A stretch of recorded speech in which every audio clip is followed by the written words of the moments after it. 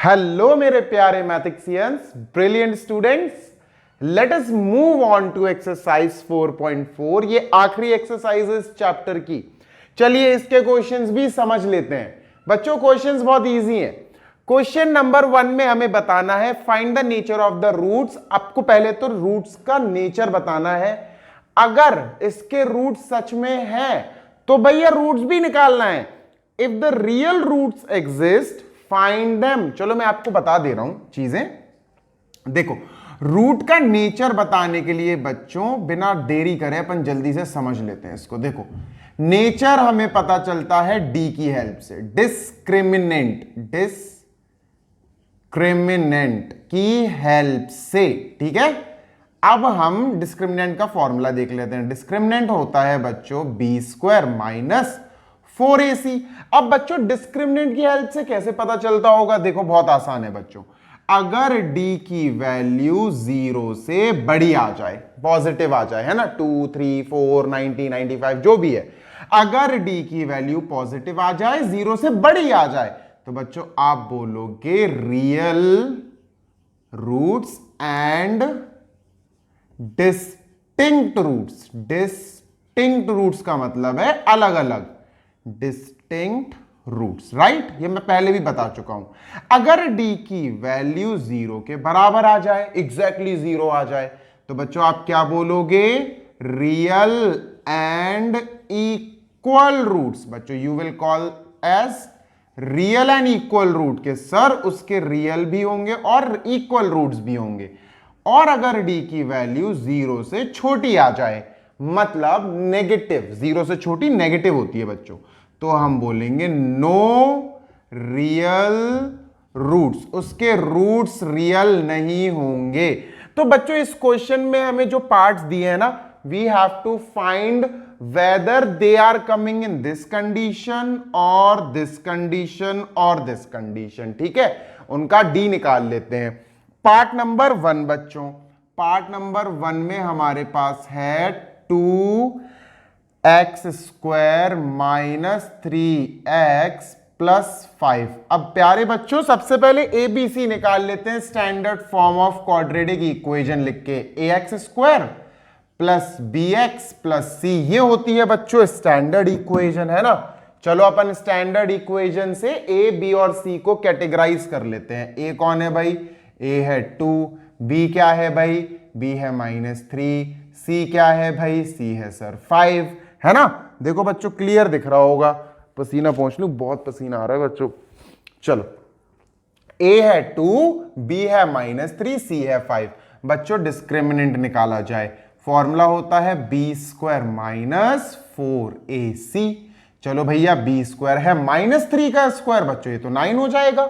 -3 है ना b, उसका स्क्वायर 9 हो जाएगा। -4 इंटू 2 इंटू 5 बच्चों, 4 इंटू a है 2 इंटू 5। अब बच्चों 9 -4 2 8, 8 5 40। बच्चों ये आया माइनस का 31। यार एक बात बताओ, d की वैल्यू तो नेगेटिव आ रही है, और d की वैल्यू नेगेटिव का मतलब d 0 से छोटा आ रहा है, ये वाली कंडीशन आ रही है। हम लिखेंगे d इज स्मॉलर देन 0 बच्चों। और अगर स्मॉलर देन 0 आ गई तो बच्चों हम क्या बोलते हैं? There will be no real root. हम बोलेंगे नो रियल रूट्स, इसके रियल रूट्स नहीं होंगे। ठीक है, नेचर बताना था, नेचर बता दिया। अगर ये इन दोनों कंडीशन में फॉल आउट होता तब हम इसके रूट्स भी निकाल देते, लेकिन अब तो रूट्स निकलेंगे ही नहीं, राइट। पार्ट नंबर 1 हो गया है खत्म। इरेज करता हूं, पार्ट नंबर 2 पे चला जाए बच्चों। चलो भाई पार्ट नंबर 2 है इसी क्वेश्चन का पार्ट नंबर 2 बच्चों। It is 3x² minus 4 root 3x plus 4 is equal to 0 अपना चल ही रहा है बच्चों। ठीक है, चलो अच्छा लिख देता हूं इज इक्वल टू 0। बच्चों स्टैंडर्ड फॉर्म ऑफ इक्वेशन लिखकर let us write a, b and c also. चलो भैया a क्या है सर? a है 3, b क्या है सर b है उसके ऊपर -4√3। बच्चों x और x को छोड़ दो, बाकी पूरा b होगा -4√3। और c क्या है बच्चों? c देखो ऊपर ही 4 लिखा हुआ है ना मेरे प्यारे बच्चों। प्यारे कहता हूं मैं आप लोगों को, ऐसे ही नहीं कहता हूं। चलो बच्चों a3 है, b -4√3 है, c 4 है। लेट अस मूव ऑन, आगे चलते हैं, d निकालते हैं। ठीक है, देखते हैं इसके नेचर के बारे में। d के फॉर्मूला है b² - 4 × a × c and let us move on. बच्चों -4√3 है b, इसका स्क्वायर करना पड़ेगा। -4 × 3 × 4 है ना, 4 a3 है, c 4 है। भैया ये क्या होगा बच्चों? ये होगा 4 4 × 16, √3 × √3 हो जाएगा 3 और 16 3 × 48। भाई देखो -4√3 इंटू -4√3, तो बच्चों 4 4 ये प्लस का 16 आ जाएगा, माइनस माइनस तो प्लस होगा। और √3 × √3 बच्चों 3 आया, तो जब आप इनका मल्टीप्लाई करोगे तो 48 आएगा, है ना। तो दिस विल गिव अस बच्चों 48। -4 4 16, 16 3 48। बच्चों 48 -48, यार ये तो 0 आया बच्चों, है ना। This is coming 0। और अगर ये 0 आ गया, जैसे मैंने ये लिखा हुआ है, अपना जो d आ रहा बच्चों, d is coming equal to 0। What do you mean by equal to 0? Sir real भी होंगे और इक्वल रूट्स भी होंगे। लिख दो भाई, therefore real and equal roots. अब बच्चों इसके रियल रूट्स आ रहे हैं। क्वेश्चन था अगर रियल रूट है तो रूट भी निकालो। चलो निकाल लेते हैं बच्चों रूट। ठीक है, d अपना 0 आ ही रहा है बच्चों। क्वाड्रेटिक फॉर्मूला से रूट्स निकालते हैं, जल्दी से निकल जाएंगे। ठीक है, let us go for roots. Quadratic formula says x is equal to -b plus minus √d upon 2a, है ना। और जब भी रियल रूट्स होते हैं ना, रियल एंड इक्वल, तो d तो 0 है बच्चों, ये तो वैसे ही बर्बाद हो जाएगा, ये तो खत्म हो जाएगा, दिस विल बी क्लोज्ड। ठीक है, चलो भाई x is equal to -b minus का है ऑलरेडी b। देखो एक माइनस ऑलरेडी यहां है, एक माइनस ये लेकर आएगा, तो ये प्लस का 4√3 बन जाएगा, प्लस माइनस √d तो 0 है ही बच्चों, कोई मतलब ही नहीं बनता। 2 × a की जगह बच्चों 3 लिख देंगे, है ना। तो let us solve it on. बच्चों 4√3 अपॉन 2 × 3।